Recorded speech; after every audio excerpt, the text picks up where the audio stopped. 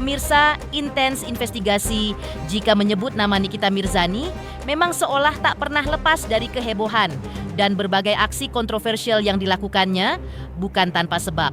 Pasalnya, dalam beberapa hari belakangan ini, warganet dan masyarakat tentu sempat disuguhkan dengan aksi Nikita yang melakukan live atau siaran langsungnya bersama dengan rekannya, Dr. Oki. Lantas bagaimana pihak Nikita menanggapi hal ini? Bagaimana pula respons pihak Reza Gladys yang disebut ikut terkejut mengetahui kejadian tersebut dan tak kalah menarik, apa tanggapan dari mantan sahabat dekatnya, Fitri Salhuteru? Benarkah ia menyayangkan sikap Dr. Oki yang dalam hal ini seolah kembali membawa Nikita dalam permasalahan baru? Pemirsa, bersama intens investigasi, kami hadirkan kabar terkini, terpercaya, dan teraktual. Tetapi sebelumnya, jangan lupa untuk like, subscribe, dan juga share channel YouTube ini.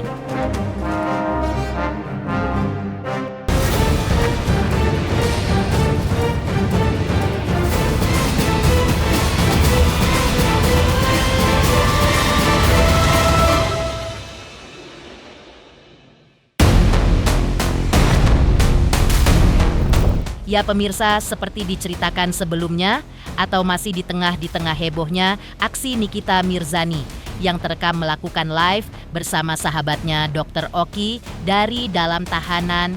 Aksi ini memang diketahui sempat membuat beberapa warganet gempar dan bertanya-tanya. Menanggapi kehebohan ini, pihak Nikita melalui kuasa hukumnya saat dijumpai awak media pun memberikan keterangannya.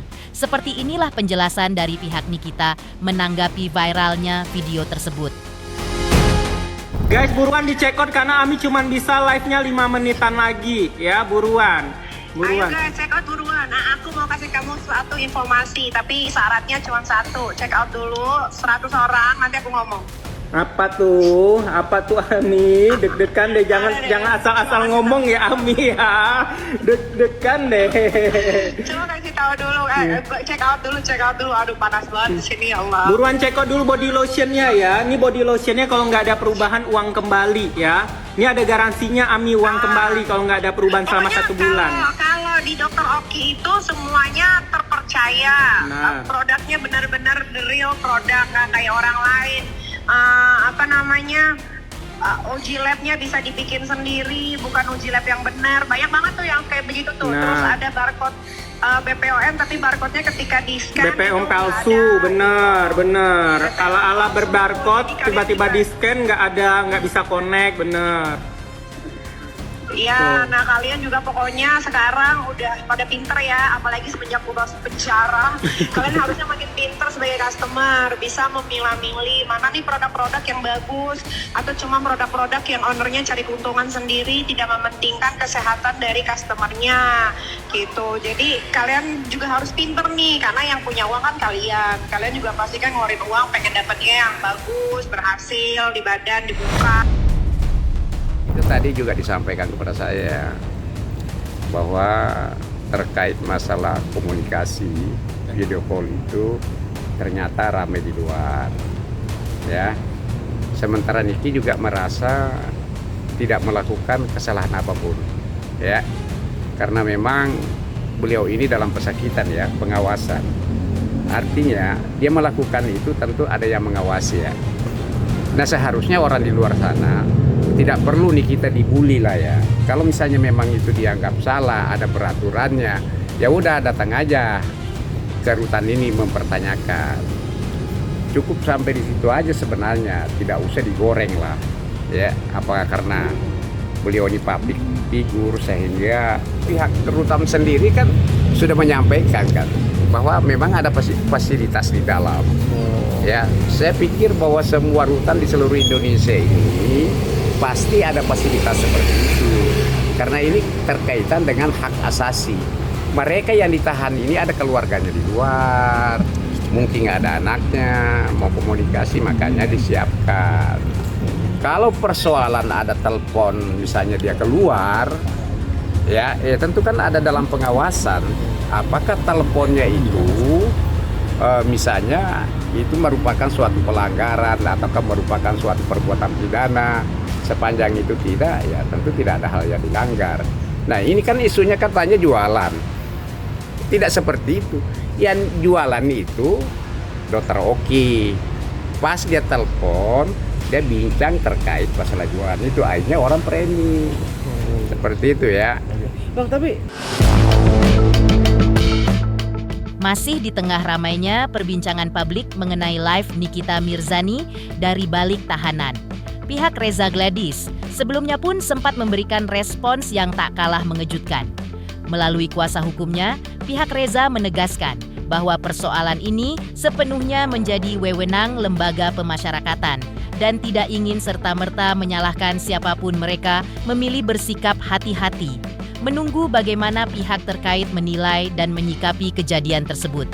Ketika ditanya apakah ada respons lanjutan, kuasa hukum Reza hanya menjawab singkat bahwa hingga saat ini belum ada tanggapan khusus yang ingin mereka sampaikan. Sikap tenang ini membuat publik bertanya-tanya, apakah pihak Reza akan mengambil langkah hukum lanjutan atau justru memilih menunggu perkembangan baru dari pihak lapas. itu wewenang daripada lembaga LP, lembaga pemasyarakatan. Ya, jadi kami nggak mau menyalahkan LP, menyalahkan jaksa, instansi kami nggak mau menyalahkan. Biarlah nanti mereka hatinya tergerak sendiri untuk menghentikan itu. Apakah ada tindakan khusus dari tim dari Reza Gladys sendiri? Kalau kami hanya memandang dan melihat, memantau saja dan memantau. Jadi kami hal-hal demikian nggak perlu kami tanggapi. Yang penting bagi kami terdakwa terbukti melakukan tindakan pemerasan. Nah, itu aja yang penting bagi kami. Itu urusan kejaksaan sama LP sama instansi pemerintah lah yang biarlah mereka yang baca-baca komen netizen, kami nggak usah ikut komen lah ya. Setali tiga uang dengan apa yang disampaikan pihak Reza Gladys sebelumnya, kehebohan permasalahan ini juga sempat membuat mantan sahabat dekat Nikita Fitri Saluteru angkat bicara. Fitri dengan tegas menyayangkan kejadian itu, terutama karena menurutnya siapapun yang berada di luar seharusnya lebih bijak dan tidak mengajak seorang terpidana melakukan hal yang dapat menimbulkan masalah baru. Fitri juga mengingatkan pelanggaran sekecil apapun di dalam lapas dapat berujung pada sanksi berat. Lebih lanjut, ia pun juga mengaku heran. Apalagi setelah membaca isu bahwa live tersebut diduga difasilitasi pihak tertentu di dalam rutan. Fitri menyebut dirinya bingung mengapa situasi seperti itu bisa terjadi. Ya udahlah, ya saya sih kalau yang masalah live saya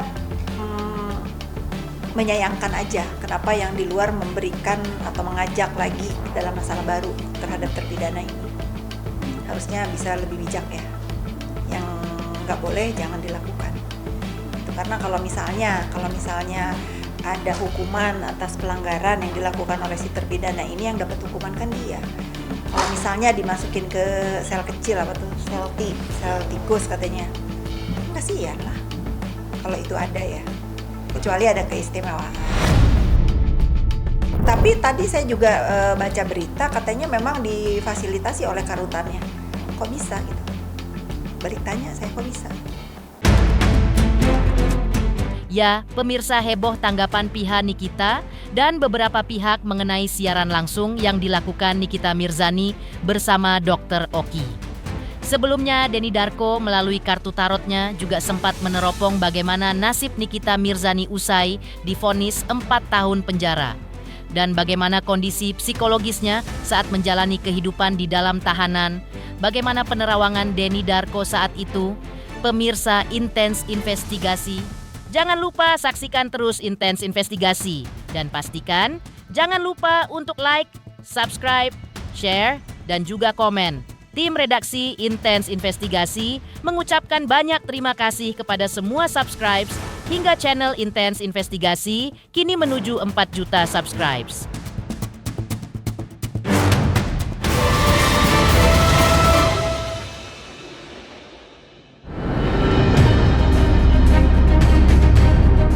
Ya, seperti diceritakan sebelumnya, atau usai divonis 4 tahun penjara dan denda 1 miliar rupiah yang dilayangkan majelis hakim kepada Nikita Mirzani.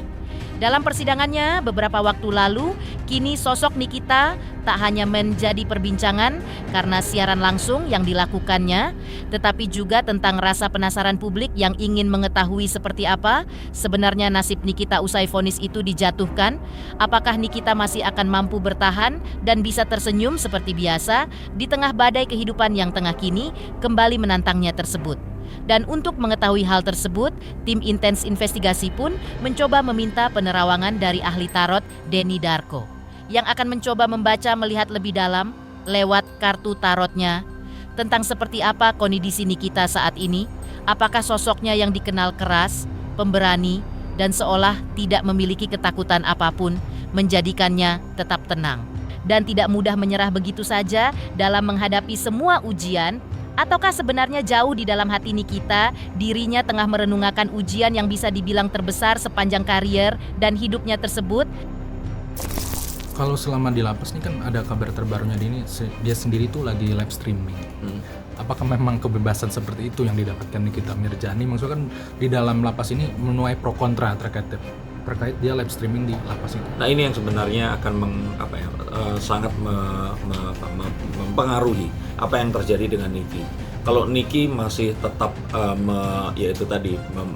berusaha untuk mempertontonkan quotes on quotes kemampuannya untuk bisa bersosial media seperti membalas IG dan sebagainya, walaupun itu tidak pernah diakui secara langsung, saya sih merasa ini akan menjadi pertimbangan kepada hakim dan juga pihak penuntut untuk berusaha dan berupaya agar Niki ini ditahan atau dihukum dengan lebih lama lagi.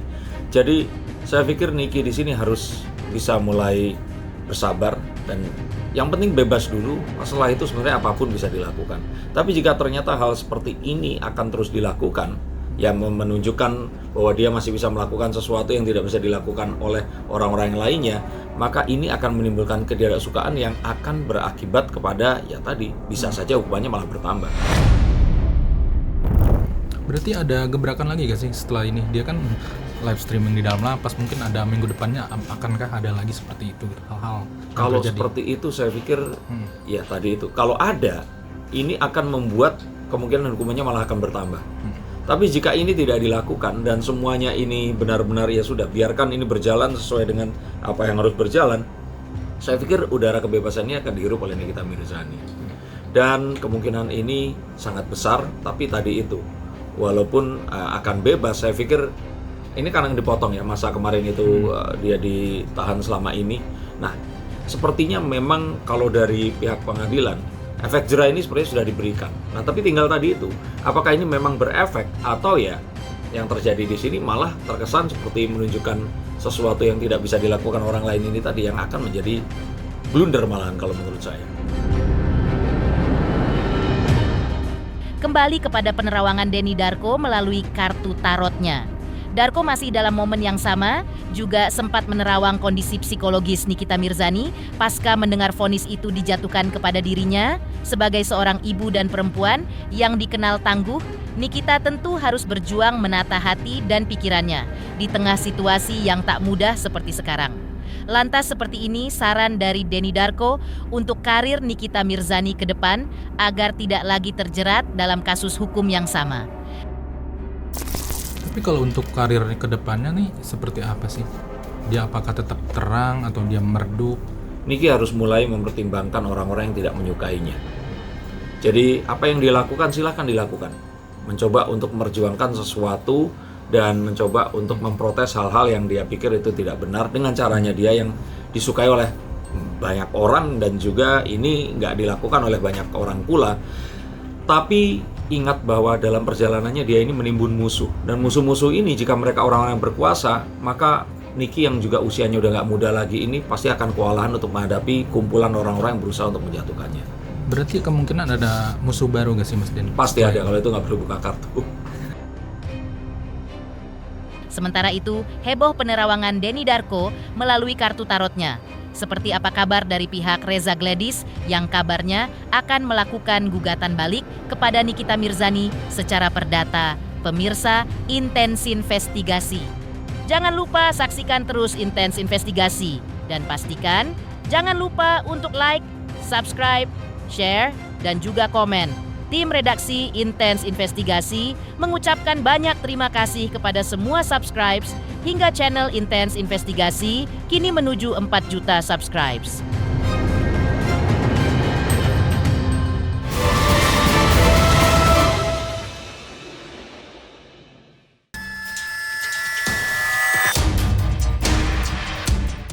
Ya, drama panjang antara Nikita Mirzani dan Dr. Reza Gladys tampaknya memang belum akan berakhir dalam waktu dekat. Setelah sebelumnya Nikita resmi dijatuhi vonis 4 tahun penjara, kini perseteruan keduanya justru berlanjut ke ranah perdata. Dalam agenda sidang mediasi yang digelar di Pengadilan Negeri Jakarta Selatan, beberapa waktu lalu, pihak Nikita Mirzani melalui kuasa hukumnya diketahui sempat mengajukan proposal perdamaian senilai 200 miliar rupiah atau kurang 44 miliar dari gugatan yang dilayangkan sebelumnya. Angka fantastis yang sontak mencuri perhatian publik. Menurut pihak Nikita, nominal tersebut dianggap sudah proporsional karena selama masa penahanan, Nikita kehilangan banyak kesempatan kerja dan penghasilan. Namun rupanya, langkah itu justru dibalas dengan manuver mengejutkan dari pihak Reza Gladys. Melalui kuasa hukumnya, Reza Gladys berencana mengajukan gugatan balik dengan nilai kerugian yang jauh lebih besar, yakni mencapai 504 miliar rupiah. Angka itu disebut terdiri dari kerugian sebesar 4 miliar rupiah, serta tambahan 500 miliar rupiah akibat dugaan tindakan pemerasan dan pencemaran nama baik. Lantas, benarkah langkah hukum besar-besaran ini akan menjadi babak baru dari perseteruan dua publik figur kontroversial ini? Poinnya itu ada, langsung kita ke poinnya aja ya. Dari gugatan yang kita ajukan, di poinnya itu kan kita menuntut sebesar 244 miliar. Di proposal kita ajukan 200 miliar agar diberikan kepada para penggugat seperti itu. Itulah proposal pada intinya meminta untuk dibayarkan sebesar 200 miliar seperti itu. Kenapa berkurang Bang dari 24 ke 200 miliar Bang? Ya itu kan hasil diskusi daripada kami juga. Kan harus berbeda dong antara gugatan daripada proposalnya itu. Itu udah angka yang proporsional lah.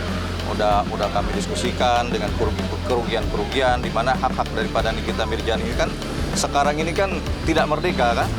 Tidak bisa menghasilkan nafkah dan lain sebagainya. Dia seorang ibu dengan 3 orang anak, sekarang tahan kebebasannya. Ya wajar-wajar aja dia meminta agar dibayarkan sebesar itu.